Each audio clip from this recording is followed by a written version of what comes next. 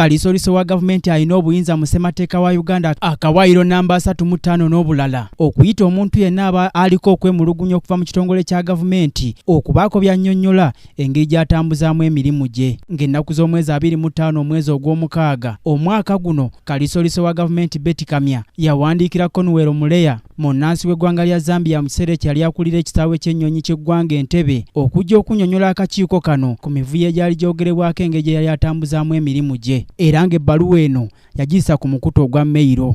The order was issued under section 26A of the IGG Act, or the Inspectorate of Government Act. It was also titled Witness Summons. However, if the submission of the learned prosecutor is anything to go by, it appears that the Inspectorate of Government was treating the accused person as a suspect instead of a witness. Okusinziira ku bujulizi obwale, Muleya agamba nti ng'ennaku z'omwezi 7 ne 14 omwezi ogw'omukaaga ogwo ogwogerwako zaamusanga ali wabweru wa ggwanga ku kulambula okw'enjawulo kwe yali agenzeeko mawanga abiri okuli South Africa ne Dubai. Era nga bino byonna bibadde mu bujulizi obwaleetebwa mu kkooti eno obwalambika nti ono oluvannyuma lw'okuva mu mawanga ag'abiri yafunamu obukosefu n'atwalibwa mu ddwaliro ekkulu ery'Omulago. Era nga bino byonna bikakasiddwa olw'ebiwandiiko ebyaleetebwa mu kkooti eno.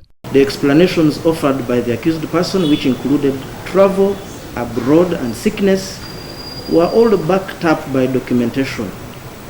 It is therefore of a surprise to me that the Inspectorate of Government did not find the same explanations compelling upon the arrest of the accused.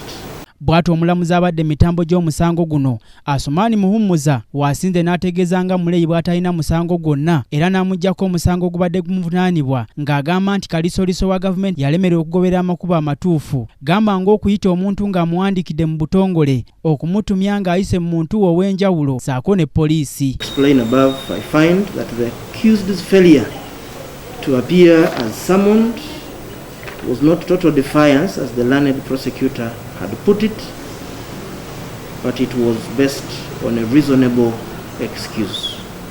And for those reasons, the accused person is found not guilty and is acquitted of the charges preferred against him by the Inspectorate of Government. Ensalawo ya kkooti eno weebeereddewo ng'ono yaggyibwa dda mu kifo kye yalimu ng'akulira ekisawe ky'ennyonyi era nga kyaweebwa omukyala Jennifer Bamuturaki.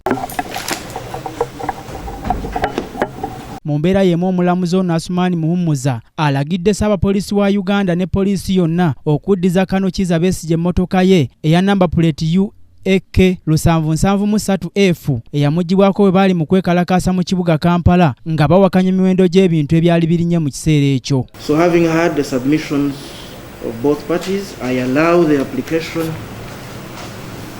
and direct prosecution and by extension the Inspector General of Police to release the motor vehicle registration number UAK 773F to A1 subject to production of proof of ownership or to Mr. Kamlegeya in whose names it is registered.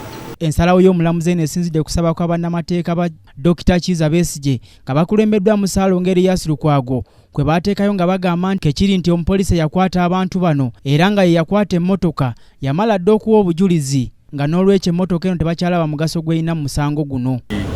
Kkooti eragidde nti emmotoka emuddizibwe kuba terina nnyo bwekwatagana na bya musango. Musango gwa incitement to violence oba kuma mu bantu mulimu. Ate emmotoka boogera ku bya traffic peace manya bino biri yazibe kubo na kino na kino. So kati birina we bikwataganira era kirungi nti kati kkooti eragidde nti emuddizibwe katusuubire bwe tunaagenda ku poliisi okuginona ate tebaatuze mu ddoyi juzi jangu lino na kuteekawo okukwakulizo obuteetaagisa. Nze Omulangira Junju Moses, KTV amalindirire.